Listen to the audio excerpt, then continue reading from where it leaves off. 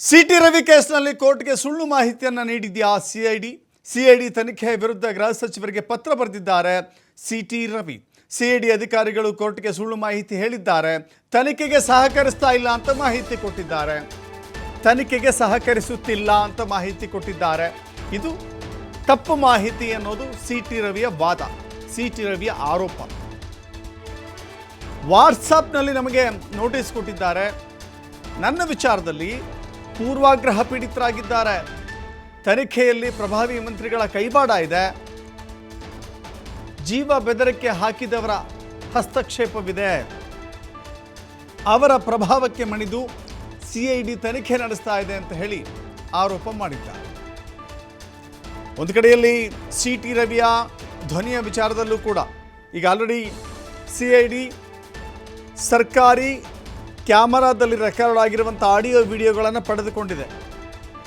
ಅದರ ತನಿಖೆಯನ್ನು ಮುಂದುವರಿಸ್ತಾ ಇದೆ, ಅದೊಂದು ಭಾಗ. ಆದರೆ ಸಿಟಿ ರವಿ ತನಿಖೆಗೆ ಸಹಕರಿಸ್ತಾ ಇಲ್ಲ ಅನ್ನೋ ವಿಚಾರಕ್ಕೆ ಸಂಬಂಧಪಟ್ಟಂತೆ ನಾನು ಸಹಕಾರ ಕೊಡ್ತಾ ಇದ್ದೀನಿ ಅನ್ನೋದು ಸಿಟಿ ರವಿಯ ಇಡೀ ಪತ್ರದ ಸಾರಾಂಶ. ಆ ಪತ್ರದಲ್ಲಿ ಅನೇಕ ಅಂಶಗಳನ್ನು ಉಲ್ಲೇಖ ಮಾಡಿದ್ದಾರೆ.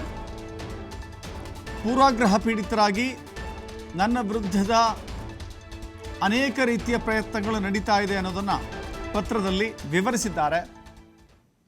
ಅದರ ಮೂಲಕ ಗಮನ ಸೆಳೆಯುವಂಥ ಪ್ರಯತ್ನವನ್ನು ಮಾಡಿದ್ದಾರೆ.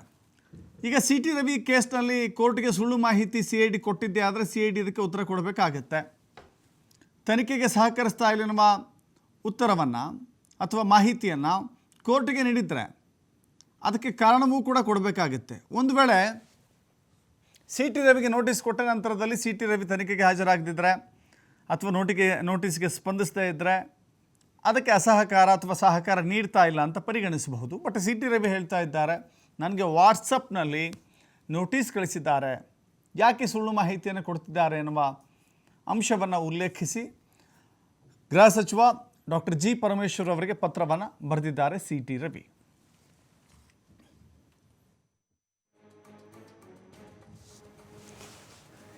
ಬೆಳಗಾವಿಯಲ್ಲಿ ನಡೆದಿರುವಂಥ ಪ್ರಕರಣಕ್ಕೆ ಸಂಬಂಧಪಟ್ಟಂತೆ ಬೆಳಗಾವಿಯಲ್ಲಿ ಸುವರ್ಣಸೌಧದಲ್ಲಿ ನಡೆದಿರುವಂಥ ಘಟನೆ, ವಿಧಾನ ಪರಿಷತ್ತಿನಲ್ಲಿ ಮಹಿಳಾ ಮತ್ತು ಮಕ್ಕಳ ಕಲ್ಯಾಣ ಇಲಾಖೆಯ ಸಚಿವೆ ಲಕ್ಷ್ಮೀ ಹೆಬ್ಬಾಳ್ಕರ್ಗೆ ಅವಾಚ್ಯ ಶಬ್ದ ಮತ್ತು ಅಶ್ಲೀಲ ಶಬ್ದವನ್ನು ಪದಪ್ರಯೋಗ ಮಾಡಿದ್ರು ಎನ್ನುವ ಕಾರಣಕ್ಕಾಗಿ ಸಿಟಿ ರವಿಯ ವಿರುದ್ಧ ಲಕ್ಷ್ಮೀ ಹೆಬ್ಬಾಳ್ಕರ್ ದೂರು ದಾಖಲಿಸಿದರು. ದೂರು ದಾಖಲಾದ ನಂತರದಲ್ಲಿ ಬೆಳಗಾವಿಯ ಪೊಲೀಸರು ಸಿಟಿ ರವಿಯನ್ನು ವಶಕ್ಕೆ ಪಡೆದಿದ್ದರು. ಅದೊಂದು ಕಾನೂನು ಪ್ರಕ್ರಿಯೆ ಆಗಬೇಕಾಗಿತ್ತು. ಅದಕ್ಕೂ ಅನೇಕ ರೀತಿಯ ವಾದ ವಿವಾದಗಳಿದ್ದಾವೆ, ಅದು ಬೇರೆ. ಇದೀಗ ಸಿಐಡಿಗೆ ವರ್ಗಾವಣೆಯಾದ ನಂತರದಲ್ಲಿ ತನಿಖೆಯನ್ನು ಕೈಗೆತ್ತಿಕೊಂಡಿದೆ ಸಿಐಡಿ. ಈ ಹಂತದಲ್ಲೂ ಕೂಡ ಕೆಲವಷ್ಟು ಪರ ವಿರೋಧ ಸಿಐಡಿ ತೆಗೆದುಕೊಳ್ತಿರುವಂಥ ಕ್ರಮಗಳ ಬಗ್ಗೆ ಸ್ವತಃ ಸಿಟಿ ರವಿ ಅಸಮಾಧಾನವನ್ನು ವ್ಯಕ್ತಪಡಿಸಿದ್ದಾರೆ. ಮತ್ತಷ್ಟು ಮಾಹಿತಿ ನಮ್ಮ ಪ್ರತಿನಿಧಿ ಶಿವಕುಮಾರ್ ನೀಡ್ತಾರೆ. ಶಿವಕುಮಾರ್, ಗಮನಿಸ್ತಾ ಇದ್ದೀವಿ, ಒಂದು ಕಡೆ ಸಿಟಿ ರವಿ ನಿರಂತರವಾಗಿ ಆರೋಪ ಮಾಡ್ತಾ ಇದ್ದಾರೆ. ಬೆಳಗಾವಿಯಲ್ಲಿ ಪೊಲೀಸರು ತಮ್ಮನ್ನು ನಡೆಸಿಕೊಂಡಿರುವ ರೀತಿಯ ಬಗ್ಗೆ ಉಲ್ಲೇಖ ಮಾಡಿ ಅನೇಕ ರೀತಿಯ ಆರೋಪಗಳನ್ನು ಮಾಡಿದ್ದಾರೆ ಈ ಹಿಂದೆಯೂ ಕೂಡ. ಜೊತೆಗೆ ತಮ್ಮ ಮೇಲೆ ಹಲ್ಲೆಗೆ ಪ್ರಯತ್ನ ಮಾಡಿದಂಥವರ ವಿರುದ್ಧ ಕ್ರಮ ಆಗಿಲ್ಲ, ನಾನು ದೂರು ಕೊಟ್ಟರು ಕೂಡ ತೆಗೆದುಕೊಂಡಿಲ್ಲ ಅಂತ ಕೆಲವಷ್ಟು ದಿನಗಳ ಕಾಲ ಹೇಳ್ತಾ ಬಂದರು. ಆನಂತರದಲ್ಲಿ ರಾಜ್ಯಪಾಲರಿಗೂ ಹೋಗಿ ದೂರು ಕೊಟ್ಟು ಬಂದರು. ಇದೀಗ ಮತ್ತೊಂದು ವರ್ಷ ನಾವು ಇಲ್ಲಿ ನೋಡ್ತಾ ಇದ್ದೀವಿ. ಸಿಟಿ ರವಿಯ ವಿಚಾರದಲ್ಲಿ ತನಿಖೆಗೆ ಸಹಕರಿಸ್ತಾ ಇಲ್ಲ ಅವರು ಅಂತ ಹೇಳಿ ಏನು ಅಂಶಗಳು, ಯಾವೆಲ್ಲ ಅಂಶಗಳಲ್ಲಿ ಉಲ್ಲೇಖ ಆಗಿದೆ, ಏನು ಅಪ್ಡೇಟ್ ಸಿಗ್ತಾ ಇದೆ ಶಿವಕುಮಾರ್?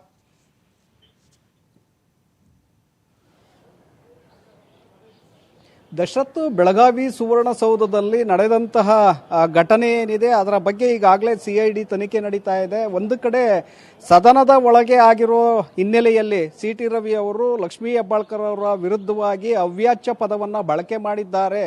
ಈ ಒಂದು ಆರೋಪ ಈಗಾಗಲೇ ಸಿಐಡಿ ತನಿಖೆಗೆ ಹೋಗಿದೆ. ಮತ್ತೊಂದು ಕಡೆ ಸಿಟಿ ರವಿ ಅವರ ಮೇಲೆ ಲಕ್ಷ್ಮೀ ಹೆಬ್ಬಾಳ್ಕರ್ ಅವರ ಬೆಂಬಲಿಗರು ಹಲ್ಲೆಗೆ ಪ್ರಯತ್ನವನ್ನ ಮಾಡಿದ್ರು ಅನ್ನುವಂಥ ದೂರು ಕೂಡ ಇದೆ. ಆದರೆ ಸಿಟಿ ರವಿ ಅವರು ಹೇಳಿದಾಗೆ ಇಲ್ಲಿಯವರೆಗೆ ಅದರ ಮೇಲೆ FIR ಅನ್ನ ದಾಖಲು ಮಾಡಿಲ್ಲ ಅನ್ನುವಂಥ ಆರೋಪವನ್ನ ಇವತ್ತಿಗೂ ಕೂಡ ಸಿಟಿ ರವಿ ಅವರು ಮಾಡ್ತಾ ಇದ್ದಾರೆ. ಸಿಐಡಿ ತನಿಖೆ ನಡೀತಾ ಇದೆ. ಒಂದು ಕಡೆ ವಾಯ್ಸ್ ಸ್ಯಾಂಪಲ್ ಅನ್ನ ಈಗ ಕಳಿಸಲಾಗಿದೆ. ಕ್ಯಾಮ್ರಾದಲ್ಲಿದ್ದಂತಹ ಒಂದು ಫೂಟೇಜ್ ಅನ್ನ FSLಗೆ ಸಿಐಡಿ ಅಧಿಕಾರಿಗಳು ಕಳಿಸಿದ್ದಾರೆ. ಅದರ ಒಂದು ವರದಿ ಈಗ ಅಧಿಕೃತವಾಗಿ ಬರಬೇಕಾಗತ್ತೆ. ಈಗಾಗಲೇ ಅದರಲ್ಲಿ ಸತ್ಯಾಂಶ ಇದೆ ಅನ್ನುವಂಥದ್ದು ಬರ್ತಾ ಇದೆ, ಆದರೆ ಅಧಿಕೃತವಾಗಿ ಸಲ್ಲಿಕೆ ಆಗಬೇಕಾಗತ್ತೆ. ಇದರ ನಡುವೆ ಸಿಐಡಿ ಅಧಿಕಾರಿಗಳು ಸಿಟಿ ರವಿ ಅವರ ವಾಯ್ಸ್ ಸ್ಯಾಂಪಲ್ ಅನ್ನ ಸಂಗ್ರಹ ಮಾಡ್ಕೊಳ್ಳೋದಕ್ಕೆ ಅವರು ನಮಗೆ ಸಹಕರಿಸ್ತಾ ಇಲ್ಲ ಅನ್ನುವಂಥ ನಿಟ್ಟಿನಲ್ಲಿ ನ್ಯಾಯಾಲಯಕ್ಕೆ ಅವರು ಮನವಿಯನ್ನು ಸಲ್ಲಿಸಿದ್ದಾರೆ ಅನ್ನುವಂಥದ್ದು. ಸೊ ಈ ವಿಚಾರದ ಬಗ್ಗೆ ಈಗ CT ರವಿ ಅವರು ಪರಮೇಶ್ವರ್ ಅವರಿಗೆ ಪತ್ರವನ್ನು ಬರೆದಿದ್ದಾರೆ. ಪತ್ರದಲ್ಲಿ ಸಾಕಷ್ಟು ವಿಚಾರಗಳನ್ನು ಅವರು ಎತ್ತಿದ್ದಾರೆ. ನಾನು ದೂರು ಕೊಟ್ಟಿದ್ದೆ, ನನ್ನ ಮೇಲೆ ಹಲ್ಲೆ ಆಗಿದೆ ಅಂತೇಳಿ ನಾನು ದೂರನ್ನು ಕೊಟ್ಟಿದ್ದೆ. ಇಲ್ಲಿಯವರೆಗೂ ಕೂಡ ತಪ್ಪಿತಸ್ಥರ ಮೇಲೆ FIR ಅನ್ನು ಅಲ್ಲಿನ ಪೊಲೀಸ್ ಅಧಿಕಾರಿಗಳು ದಾಖಲು ಮಾಡಿಲ್ಲ. ಯಾಕೆಂದರೆ ಇದರ ಹಿಂದೆ, ಘಟನೆಯ ಹಿಂದೆ ಮತ್ತೆ ಪ್ರಭಾವಿ ಸಚಿವರ ಒಂದು ಕೈವಾಡ ಇದರಲ್ಲಿ ಇದೆ. ಜೊತೆಗೆ ಯಾರು ಅವತ್ತು ಹಲ್ಲೆ ಮಾಡೋದಕ್ಕೆ ಬಂದರೂ ಅವರನ್ನು ರಕ್ಷಿಸುವಂಥ ಒಂದು ಪ್ರಯತ್ನಗಳು ಇದರ ಹಿಂದೆ ಆಗ್ತಾ ಇದೆ.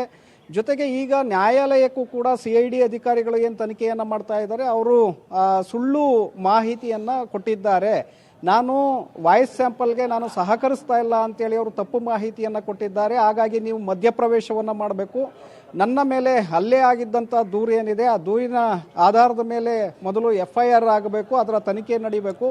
ಇನ್ನೊಂದು ಕಡೆ CID ಅಧಿಕಾರಿಗಳು ಇವತ್ತು ಪಾರದರ್ಶಕವಾಗಿ ತನಿಖೆಯನ್ನು ಮಾಡ್ತಾ ಇಲ್ಲ. ಪ್ರಭಾವಿ ಸಚಿವರು ಮತ್ತು ಅಲ್ಲಿರುವಂತಹ ಪ್ರಭಾವಿಗಳ ಒತ್ತಡದಿಂದ ಅವರು ತನಿಖೆಯನ್ನು ನಡೆಸ್ತಾ ಇದ್ದಾರೆ. ಹಾಗಾಗಿ ಇದರಿಂದ ನ್ಯಾಯ ಸಿಗುವಂಥ ಅವಕಾಶಗಳೆಲ್ಲ ನೀವು ಮಧ್ಯಪ್ರವೇಶವನ್ನು ಮಾಡಬೇಕು ಅನ್ನುವಂಥ ನಿಟ್ಟಿನಲ್ಲಿ ಹೋಮ್ ಮಿನಿಸ್ಟರ್ಗೆ ಈ ಒಂದು ಪತ್ರದ ಮೂಲಕ ಆಗ್ರಹವನ್ನು ಮಾಡಿದ್ದಾರೆ. ಸೊ ಇದು ಮತ್ತಷ್ಟು ಮುಂದಕ್ಕೆ ಹೋಗುವಂಥ ಸಾಧ್ಯತೆಗಳಿದೆ. ಯಾಕೆಂದರೆ ಈಗಾಗಲೇ ನೀವು ಹೇಳಿದಾಗೆ ರಾಜ್ಯಪಾಲರಿಗೂ ಕೂಡ CT ರವಿ ಅವರು ನನ್ನ ಮೇಲೆ ಹಲ್ಲೆ ಆಗಿದೆ ಅಂತೇಳಿ ದೂರನ್ನು ಕೊಟ್ಟಿದ್ದರು. ಸಭಾಪತಿಗಳಿಗೂ ಕೂಡ ದೂರನ್ನು ಕೊಟ್ಟಿದ್ದರು. ಜೊತೆಗೆ ಕೇಂದ್ರ ನಾಯಕರಿಗೂ ಕೂಡ ಅವರು ದೂರನ್ನು ಸಲ್ಲಿಕೆ ಮಾಡಿದರು. ಮಾನವ ಹಕ್ಕುಗಳ ಆಯೋಗಕ್ಕೂ ಕೂಡ ದೂರನ್ನು ಸಲ್ಲಿಕೆ ಮಾಡಿದ್ದಾರೆ, ನನ್ನ ಮೇಲೆ ಈ ರೀತಿಯಾಗಿ ಹಲ್ಲೆ ಆಗಿದೆ ಅಂತೇಳಿ. ಸೊ ಈ ಹಿನ್ನೆಲೆಯಲ್ಲೇ ಈಗ CT ರವಿ ಅವರು ಹೋಮ್ ಮಿನಿಸ್ಟರ್ಗೆ ಬರೆದಿರುವಂಥ ಪತ್ರದಲ್ಲಿ CID ಮೇಲೇ ಅವರು ಆಪಾದನೆಯನ್ನು ಮಾಡ್ತಾ ಇರೋದ್ರಿಂದ ಇದರ ಬಗ್ಗೆ ಮುಂದೆ ಏನಾಗುತ್ತೆ ಪರಿಣಾಮಗಳು ಅನ್ನುವಂಥದ್ದನ್ನು ನೋಡಬೇಕಾಗತ್ತೆ Dasharath. Yes, thank you Shivakumar ನಿಮ್ಮೆಲ್ಲ ಮಾಹಿತಿಗೆ.